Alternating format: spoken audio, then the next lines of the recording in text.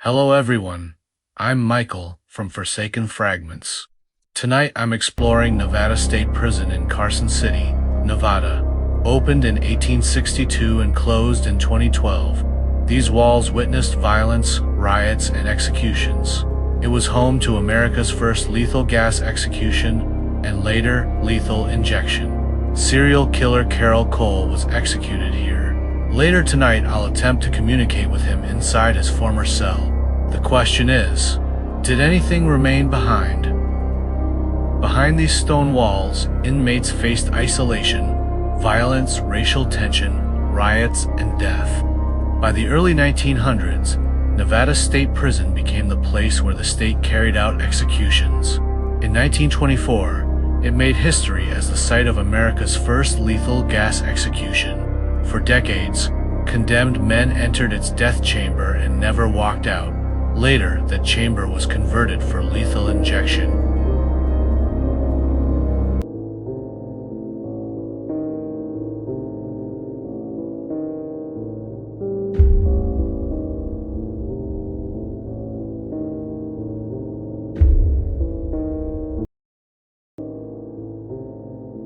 And in 1985, serial killer Carroll Cole became the first person executed there by lethal injection.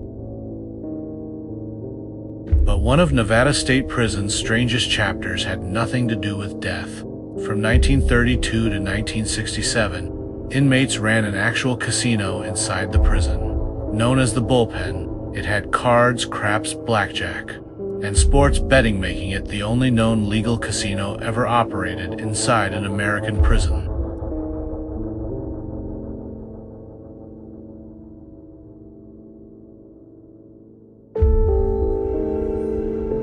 But Nevada State Prison also has a much darker reputation. Visitors, former employees, and paranormal investigators have reported unexplained voices, phantom footsteps, and shadow figures moving through empty cell blocks.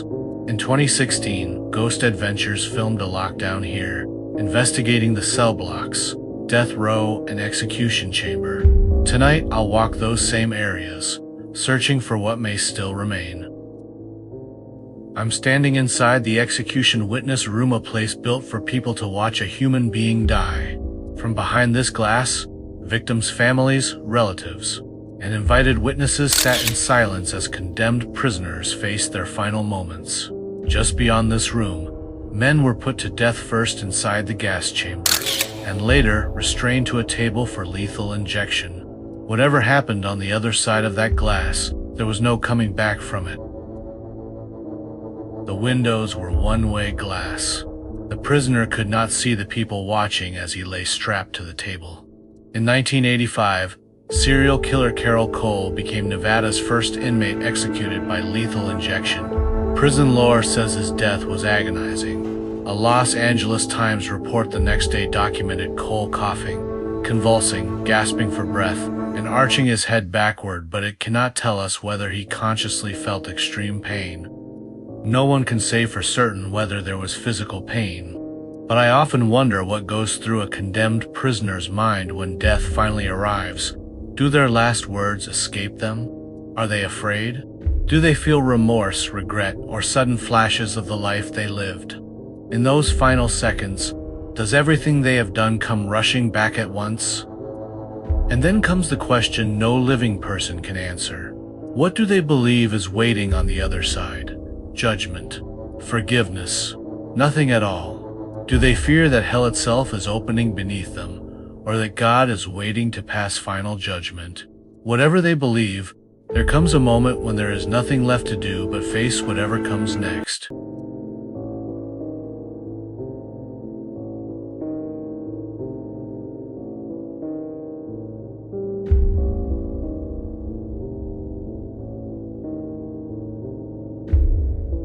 This small control area contains part of the gas chamber's ventilation system. Once cyanide reacted with acid beneath the execution chair, deadly hydrogen cyanide gas filled the sealed chamber. Afterward, the poisonous atmosphere had to be exhausted and replaced with fresh air before anyone could safely enter. Ask you questions And, okay. I just want to ask you a couple questions, Cole. I see that you were one of the first to die by lethal injection here, and it didn't go very well, and I'm sorry to hear about that. Was it very painful when you went?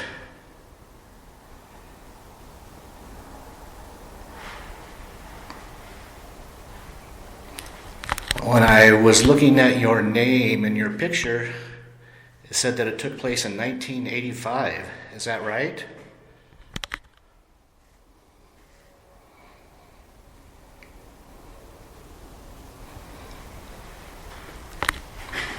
In 1985, I was still in high school. There was some great music back then. Did you like the 80s music at the time, or were you allowed to listen to it?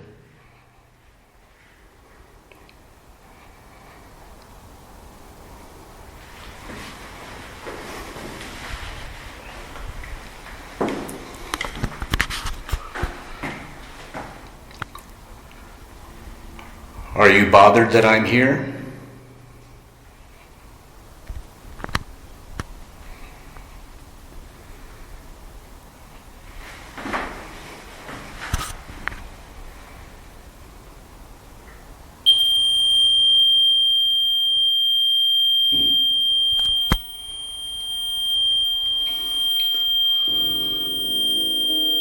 So I hope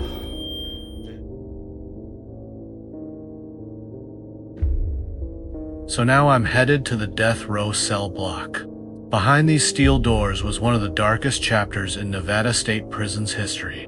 The condemned waited here, separated from everyone else, knowing the execution chamber was nearby. But death row was more than a place. It was a state of mind. Each day began with the same truth. The world outside kept moving, while their lives were reduced to a narrow cell, a locked door, and a future ending down this corridor. Time must have moved differently here. Minutes stretched into hours, days blurred together. Every footstep carried uncertainty. Every key turning in a lock could make the heart race. Was it food? An attorney with news? Or word that the final date had been set? There were no real plans for tomorrow. No escape into the future. Only waiting surrounded by concrete, steel, silence, and the knowledge that the state had already decided how the story would end. For some, the wait lasted years.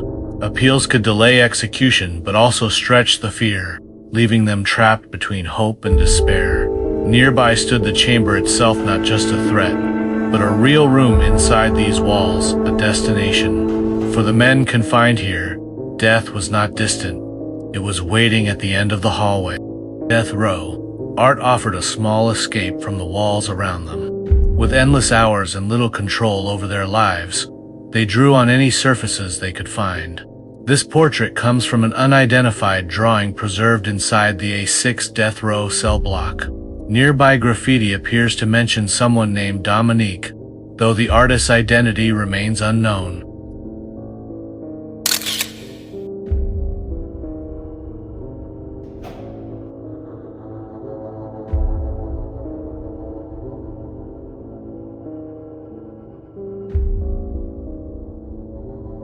This is Etta Cole, a.k.a. Nellie Brown, Nevada State.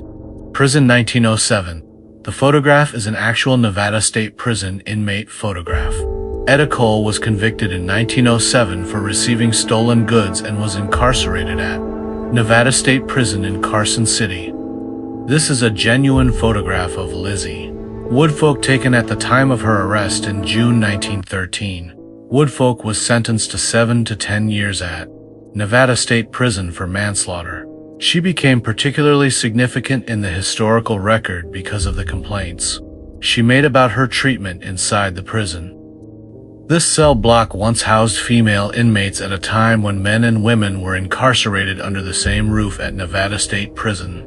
These may even have been the very cells that held women such as Lizzie Woodfolk and Etta Cole by today's standards.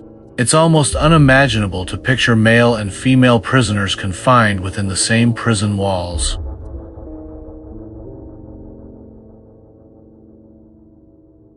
Our journey continued into the Nevada State Prison cafeteria, where a racially charged riot erupted in 1976.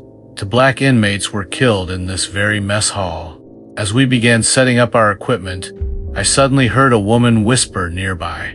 The voice was clear and loud, yet the words were impossible to understand. I turned to one of my fellow investigators and asked if she had heard it. She looked at me and said she had been about to ask me the same thing. We had both heard a disembodied female voice coming from the area where the two inmates were killed. The worst part was realizing our recording equipment had not yet been turned on. I quickly powered up my infrared night vision camera and went to the back of the area where we heard the spirit voice. This area coincidentally was the same exact area where the two black inmates were killed. I wanted to see if the camera would pick up on anything. Unfortunately, the Phasm camera captured nothing, so we decided it was time for a REM pod and EVP session to see if we could communicate further with the spirit that had just whispered to us.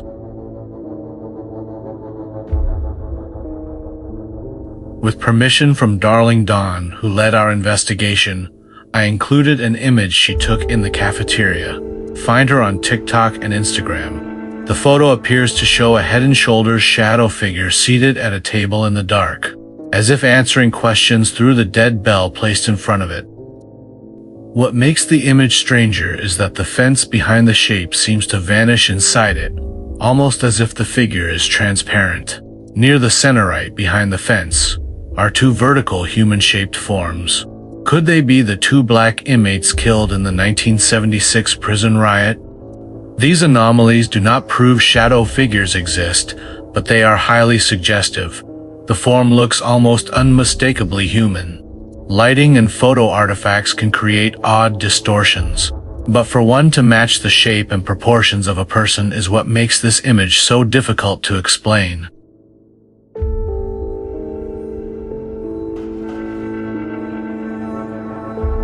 We conducted an impromptu EVP session using an iPhone inside the giant freezer behind the prison cafeteria. The heavy door had to be propped open with a block if it closed. We could have been trapped inside with no way out except calling the fire department. The audio was extremely faint, so I added on-screen text. Then we heard footsteps and knocks just outside the open door in the hallway, which was unsettling to say the least.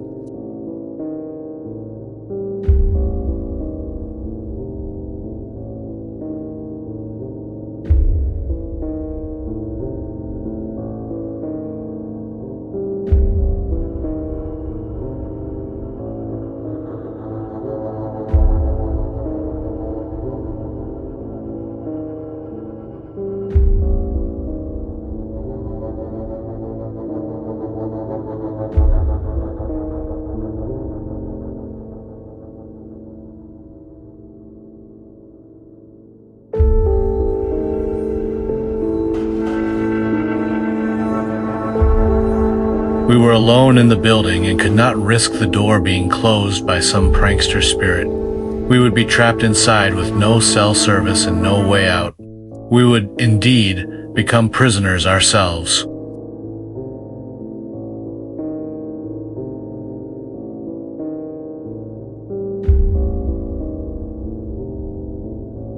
Where do you want us to go? So this is the infirmary.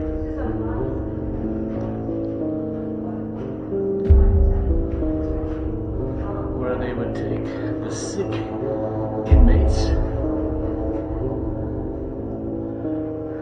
Probably make them sicker. I decided to explore the infirmary halls with my infrared camera.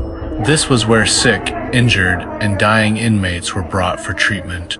Walking these corridors, I couldn't help but wonder how many prisoners spent their final days here and how many may have died from disease, violence, inadequate care, or simply the harsh realities of prison life. The infirmary must have been a high-stress place for both inmates and medical staff. Were doctors or nurses ever assaulted here? Did prisoners sometimes fake illness hoping to obtain medication, escape their cells, or find an opportunity to overpower staff?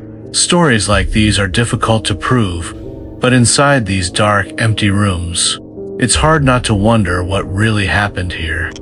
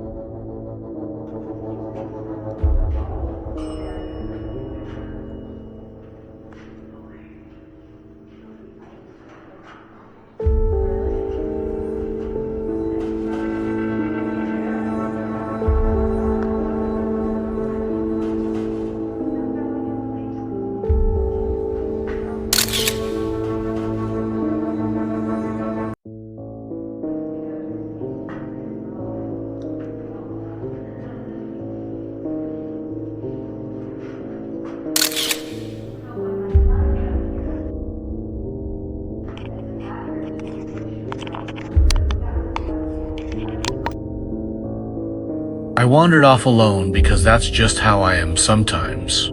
I thought maybe the spirits would mess with me more if I was by myself. I also wanted to record the infirmary hallway with my iPhone to see if it caught what the Phasm cam missed. It didn't capture anything, but I kept feeling like something was behind me and found myself turning around again and again. An eerie sensation indeed.